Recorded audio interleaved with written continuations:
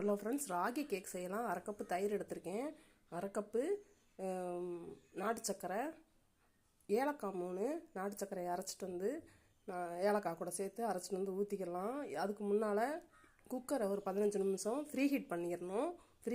Whistle எடுத்துகிட்டு free heat பண்ணிவிட்டு ராகி மாவை அரை கப்பு எடுத்திருக்கேன். நான் சர்க்கரை அரை கப்பு, ராகி மாவு அரை கப்பு எடுத்துகிட்டு எல்லாத்தையும் ஒன்றா சேர்த்து கலந்துடலாம். கலந்துட்டு சோடா உப்பு ஒரு அரை ஸ்பூன் போட்டிருக்கேன். நான் ஏலக்காய் 3 ஏலக்காய் போட்டு எல்லாத்தையும் அரைச்சிட்டு வந்து ஊற்றி நல்லா கிண்டியாச்சு. பால் ஒரு டம்ளர் ஊற்றிருக்கேன். இப்போ நட்ஸு மேலாக தூவிக்கலாம். உங்களுக்கு இஷ்டம்னா தூவிக்கலாம், இல்லாட்டி விட்டுருங்க. நெய் ஒரு 4 ஸ்பூன் ஊற்றிருக்கேன்.